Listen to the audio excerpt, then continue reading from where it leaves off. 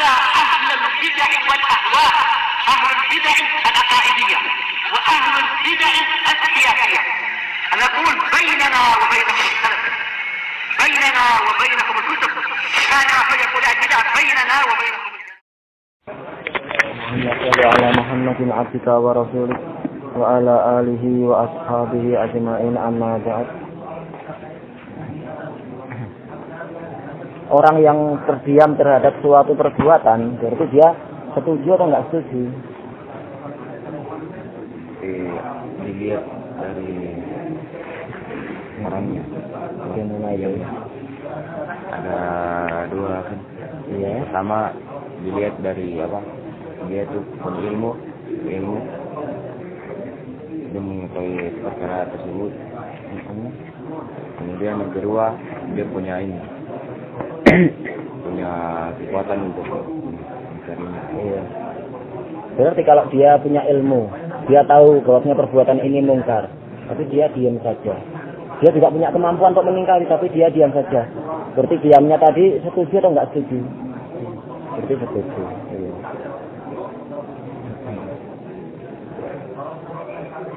Iya, kesimpulannya adalah itu.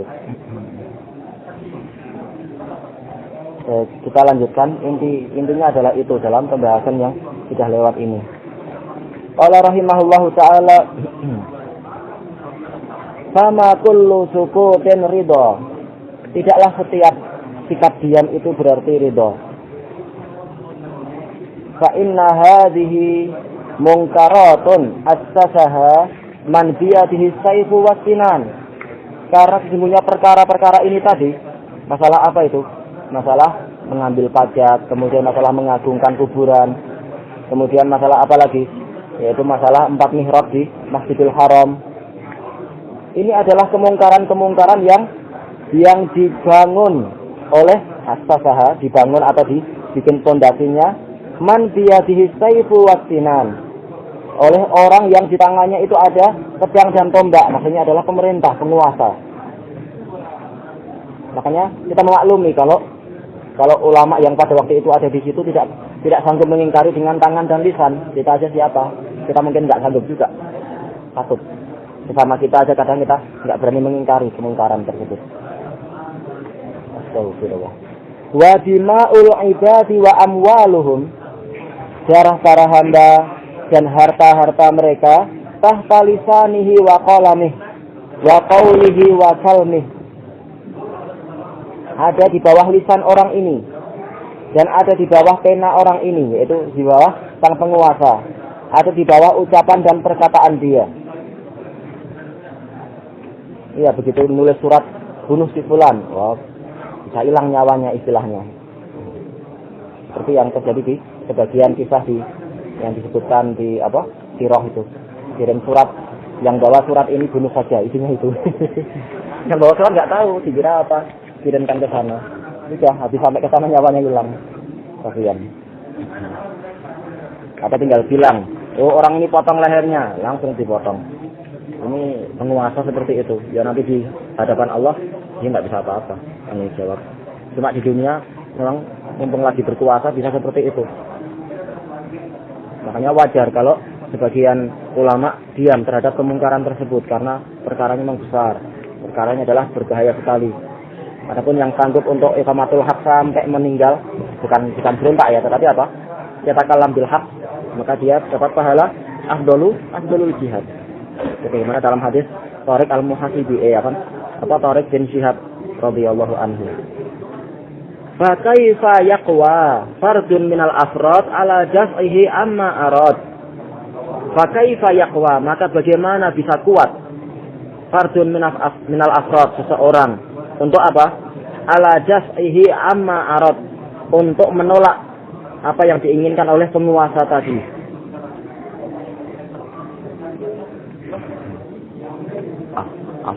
Afrad, fardun minal afrad, salah satu individu dari individu yang ada, yaitu seseorang gitu aja sahaja. Maka bagaimana seseorang itu kuat untuk menolak apa yang diinginkan oleh sang penguasa tadi? Makanya kalau sampai seperti yang dilakukan oleh Imam Ahmad, tetap yatakalam bil haq, tapi juga tetap kalimatnya itu sopan terhadap pemerintah walaupun dicambui dan lain-lain. Akhirnya di penjara selama 3 tahun, itu pun nggak dibiarkan. Setelah sembuh, cambui lagi. Nah, beliau mendapatkan apa? Pahala afdalul jihad biiznillah. Hadisnya Tariq al-Muhasibi kan? Tariq bin Jihad tadi.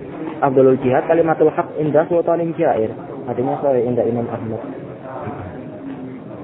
Tapi kalau nggak sanggup maka dia dapat udzur. Paling enggak apa? Kalau ada orang nanya atau muridnya nanya, tetangganya, ini halal apa haram? Kasih tahu, enggak, ini haram. Rasulullah bilang begini-begini. Tapi untuk berhadapan pemerintah ya itu memang berat sekali. Enggak semua orang sanggup. Maka dapat udzur orang-orang yang tidak mengingkari secara terang-terangan. Qala rahimahullahu taala fa inna hadhil qubab wal masyahid allati sarat a'dhama zari'atin ila syirki wal ilhad. Karena sesungguhnya kubah-kubah ini, kubah-kubah yang ada di atas kuburan itu yang pertama kali dibangun oleh siapa? Oleh Bani Ubaid al-Qaddah yang menguasai mana? Mesir dan Maghrib itu. Mereka pura-pura mengaku sebagai Rafidhah, padahal lebih kafir daripada Rafidhah.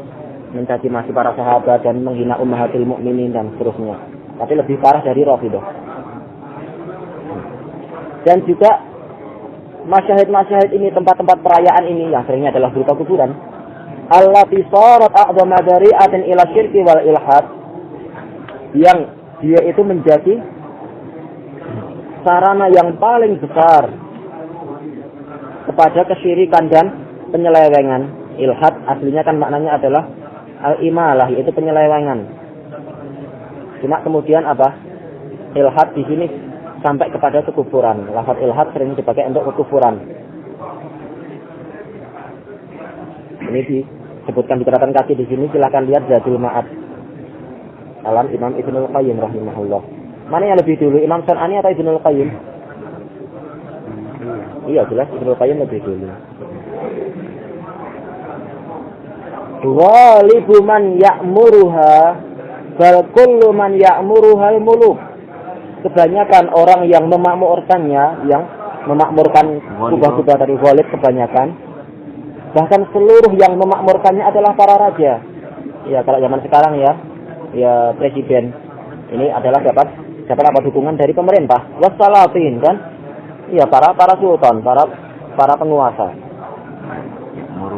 Ya'muru, memakmurkan, itu apa? Mengatur, meramaikan, itu namanya makmur. Masjidnya makmur, maksudnya apa? Ramai, kemudian teratur, banyak orangnya. Itu seringnya. Aslinya walaupun masjid nggak ramai, nggak suara ribut, tapi orang rajin ibadah di situ, itu namanya masjidnya makmur. Nah, ini sekarang yang dimakmurkan apa? Kuburan-kuburan.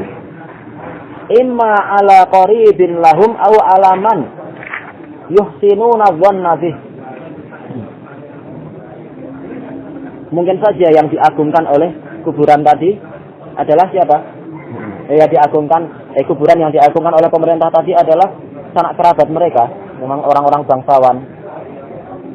Atau mungkin yang diagungkan oleh para sultan tadi dan para raja tadi adalah orang-orang yang mungkin bukan kerabat dia, tapi para sultan tadi berbaik sangka kepada dia yang dikubur ini. Oh, ini kuburan wali besar. Akhirnya apa? Diagungkan. Min fadilin aw alim, mungkin orang yang tokoh-tokoh utama kerajaan tersebut, mungkin menteri atau qadil qudah dari negara tersebut barangkali, atau mungkin adalah seorang yang alim, seorang yang ulama, kemudian apa ketika meninggal diagungkan dan dikasih kubah di atasnya. Wa yazuruhun nasul ladina yu'arifunahu ziyaratal amwat, dan diziarahi, dikunjungi kuburan tadi oleh orang-orang yang mereka menamakannya sebagai apa? Kunjungan kepada orang mati. Min duni tawassulin bihi, tanpa melakukan tawassul kepada kuburan tadi, tanpa minta menjadikan dia sebagai perantara kepada Allah. Ini aja boleh nggak seperti ini? Sengaja safar untuk datang ke kuburan terkenal misalkan. Dia nggak pengen tawassul, cuma dia pengen ziarah, nggak boleh. Rasulullah SAW bersabda apa? La tusaddur rihal illa ila salasati masajid. Tidak boleh menyengaja untuk apa? Safar dalam rangka mencari barokah, kecuali kepada 3 masjid. Baik. Wala hatsin bismih, tanpa memanggil-manggil namanya. Ini aja nggak boleh. Apalagi kalau ditambahi dengan itu tadi, tawasul dengan kuburan tadi. Ya ini betul-betul apa dari atau syirik atau sengaja, bahkan memang syirik. Ini adalah perbuatan orang musyrikin zaman dulu. Ataupun memanggil-manggil namanya yang sudah mati tadi. Nah ini juga kesyirikan. Untuk apa dipanggil namanya? Fala tad'u ma'allahi ahada. Jangan kalian manggil seorang pun bersamaan dengan kalian memanggil Allah. Bal yad'una lahu wa yastaghfirun. Bahkan ini yang pertama tadi yang niatnya sebenarnya baik, tapi masih salah juga. Mereka datang cuma untuk apa? Mendoakan si mayit tadi dan memohonkan ampun untuk si mayit tadi. Perlu nggak kalau kita ingin mendoakan orang yang sudah meninggal, kita safar ke kuburannya? Perlu nggak? Nggak perlu. Kita doakan di rumah atau doakan dalam sholat, itu nyampe. Karena kita mintanya pada Allah, Allah dengar doa kita tanpa kita harus ke kuburan tadi. Hatta yang qaridu man ya'rifuhu au aktsaruhum, hingga habislah, meninggallah orang yang mengetahui ini tadi, mengetahui kuburan ini. Oh ini kuburan orang yang soleh, aku cuma pengen mendoakan aja, sengaja kafar, itu aja salah. Tapi ini masih mending. Nah ternyata orang-orang yang generasi pertama yang keadaannya masih lebih mending daripada yang berikutnya, ternyata meninggal atau kebanyakannya meninggal. Fayati man ba'dahum, kemudian datanglah generasi yang sepeninggal mereka. Fayajidu qabran qad shida alaihil bina, dia mendapatkan kuburan itu sudah apa? Diperkuat dengan bangunan. Wah ini berarti apa? Ini kuburan orang besar, kuburan orang yang agung ini. Nggak mungkin dikasih seperti itu kalau bukan karena orangnya itu berbarokah. Shida itu diperkuat atau dimantapkan. Diperkuat, diperkokoh atau dimantapkan. Wasurijat alaihi syumu, dan telah dinyalakan di atasnya lilin-lilin. Surijat dinyalakan. Ini amal soleh enggak menyalakan lilin di kuburan? Barangkali niatnya baik. Oh ini mayatnya sudah lama enggak dengar berita, ya biar baca lah. Enggak ada lampu. Memangnya mayatnya butuh lampu lilin. Syumu lilin, ya. Wa furisha bil firashil fakhir, dan apa dihamparkan ke kuburan tadi apa? Karpet-karpet yang mewah. Masya Allah ya. Ini untuk apa? Kuburannya nggak butuh itu mayatnya. Digali aja sekalian di bawah mayatnya kasih karpet. Karpetnya di sekeliling. Fakhir mewah. Bukan sari buah. Faya'taqidu anna dzalika linaf'in aw daf'i dararin. Maka akhirnya orang yang datang generasi berikutnya ini, dia meyakini bahwasanya itu dilakukan oleh orang yang sebelumnya adalah karena dia bisa mendatangkan manfaat atau bisa menolak madarat. Akhirnya bahaya. Wa ta'tihi sajanatu yakdzibuna 'alal mayyit. Kemudian datang kepadanya, yaitu kepada orang yang berkunjung ini, sajanah. Sajanah itu apa? Para juru kunci kuburan, para penjaga kuburannya. Yakdzibuna 'alal mayyit, berdusta atas nama mayat tadi. Oh Syekh Fulan ini telah berbuat ini, Syekh Fulan ini sanggup berbuat ini dan telah mengabulkan ini. Sadarnya dia tahu itu semuanya enggak terjadi, tapi sadarnya pengen kaya. Sehingga apa? Berdusta, sehingga nanti orang-orang yang datang ngasih sumbangan, ngasih apa yang sudah lewat itu, ngasih nazar-nazar dan ngasih penyembelian. Bi annahu fa'ala wa fa'al, bahwasanya si mayit ini telah berbuat ini, berbuat itu ketika sudah mati. Wa anzala fi fulanid darar, masyaallah. Dan si mayit ini telah menimpakan, ya rahmatullah, menimpakan bahaya kepada si fulan. Jadi paceklik atau rumahnya terbakar dan lain-lain. Ini adalah si fulan lagi marah ini. Wa bi fulanin nafa, atau memberikan kepada si fulan manfaat. Oh ini si fulan, dia sering ziarah ke sini, dia sering nadar di sini, akhirnya dia kaya raya, akhirnya dia naik jadi menteri dan seterusnya. Karena dibantu oleh syekh yang sudah mati ini. Syekhnya aja bukan menteri, nggak bisa apa-apa, misalkan. Hatta yazrisu fi jibillatihi kulla batil, hingga akhirnya mereka itu siapa? Para juru kunci kuburan tadi menanamkan, yaghrisu, menanamkan ke dalam hati dari orang yang datang ini seluruh kebatilan, bahkan kebatilan tingkat tinggi, kesyirikan. Meyakini Syekh fulan ini memiliki apa sifat-sifat rububiyahnya Allah Ta'ala. Jibillatihi aslinya adalah tabi'i, maksudnya hatinya, jiwanya. Sampai dia menanamkan di dalam jiwanya seluruh kebatilan. Beribadah kepada Syekh yang sudah dikuburkan tadi. Wal amru ma sabata bil ahaditsin nabawiyah minal la'ni ala man asraja alal kubur. Padahal sebenarnya apa yang telah sabit dari dengan hadis-hadis nabawiyah, yaitu dalil yang sudah tetap, itu apa? Bahwasanya Allah Ta'ala melaknat orang yang asraja alal kubur, yaitu menyalakan pelita di atas kuburan. Ini sebenarnya hadisnya dhaif, sebagaimana disebutkan di catatan kaki di sini. Memang hadisnya dhaif. Masalah apa? La'anallahu apa? Zairatal kubur. Terus la'anallahu apa itu? Man asraja alal kubur dan seterusnya itu. Allah melaknat para perempuan yang menziarahi kubur, dan Allah melaknat orang-orang yang menyalakan pelita di atas kuburan. Ini hadisnya dhaif. Asraja menyalakan. Iya, pelita lampu.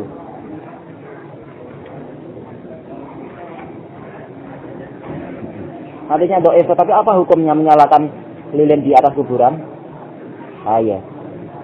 Apa itu? Dia memang dhaif, tetapi apa?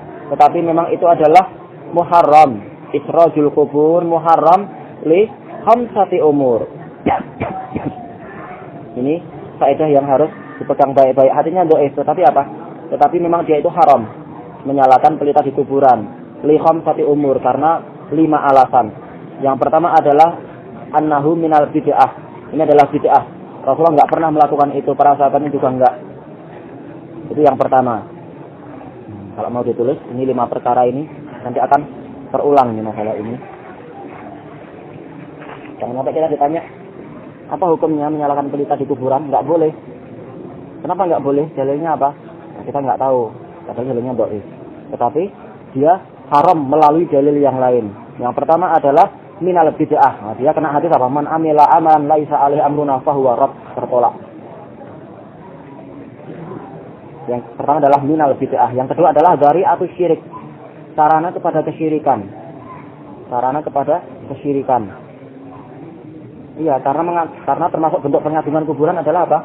Menyalakan pelita-pelita di kuburan itu. Untuk apa? Orang sudah mati enggak butuh pelita di atas kuburannya. Zari'atus syirik, sarana kepada kesyirikan.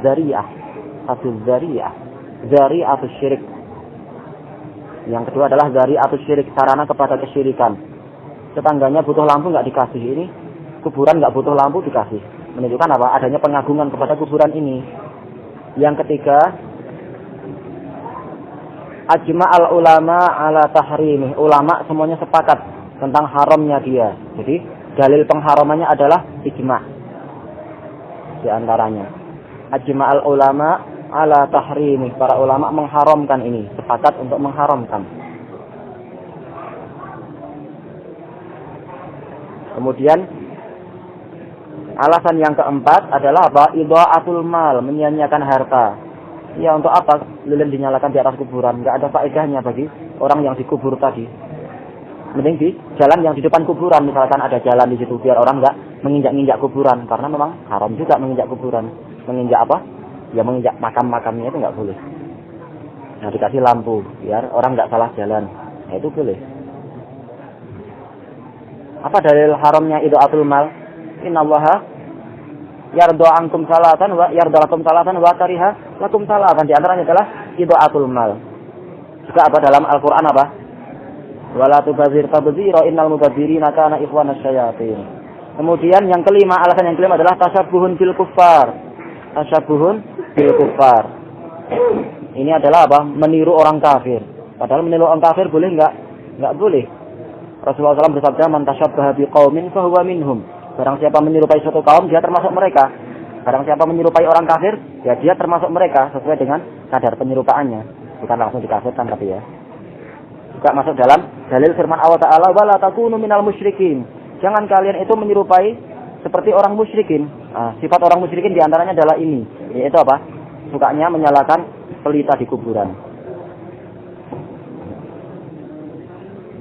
Jadi masalah isrodil kubur dia haram bukan karena dalil yang khusus, tapi karena 5 perkara ini. Nah sekarang kalau kita kejar, apakah orang yang menyalakan pelita di kuburan ini memang bisa terlaknat? Kalau hadisnya yang secara langsung doif. Tapi mungkin nggak kita mendapatkan dalil yang lain bahwasanya bisa aja dia itu memang terlaknat. Mungkin. Tadi kita sudah mendapatkan bahwasanya apa? Menyalakan pelita di kuburan bid'ah atau sunnah? Bid'ah. Nah sekarang ada nggak dalil yang menyatakan bahwasanya pelaku bid'ah itu terlaknat? Nah kita masuk kepada hadisnya Ali bin Abi Thalib radhiyallahu anhu. Rasulullah bersabda apa itu? Di Sahih Muslim itu, la'anallah man awa muhditha. Allah melaknat orang yang apa? Yang melindungi pelaku bid'ah. Pelaku bid'ahnya aja apa? Orang yang melindungi pelaku bid'ah aja terlaknat. Bagaimana dengan pelaku bid'ah itu sendiri? Min babin aula dia terlaknat. Apalagi kalau kita ngambil hadis yang lain di Sahih Bukhari itu. Al-Madinatu muharramun ma baina labataiha. Bahwasanya Madinah itu haram di antara dua batunya itu, tepi Madinah. Kemudian apa itu?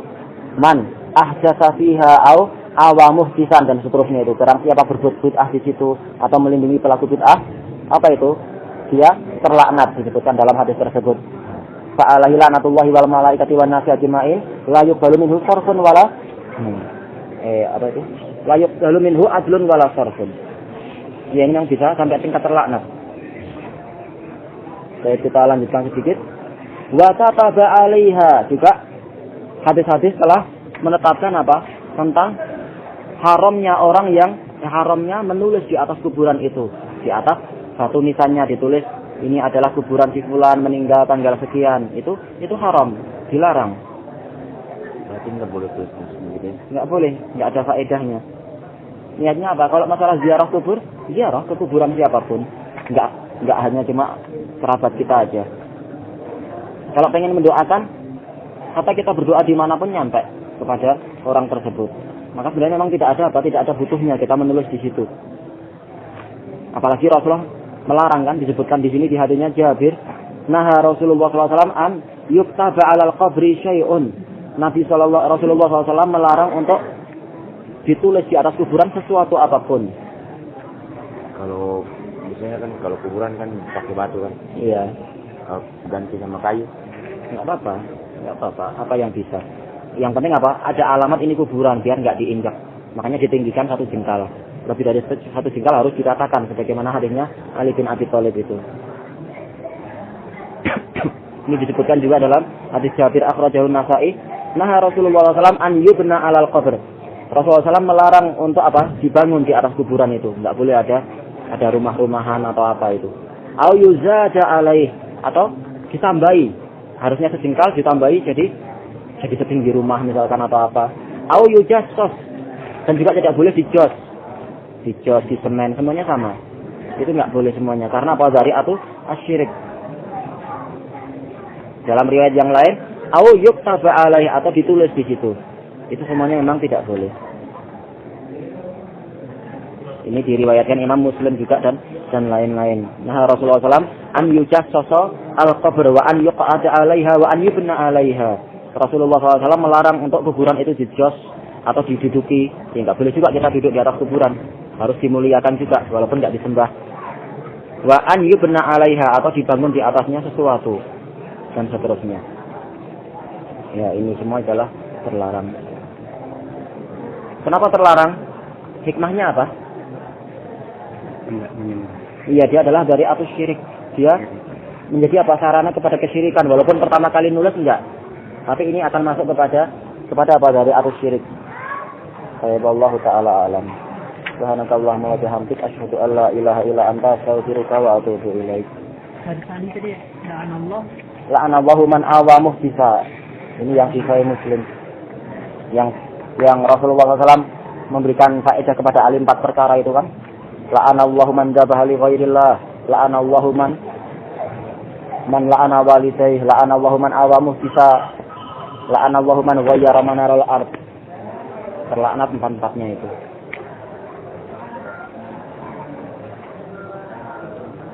Alhamdulillah.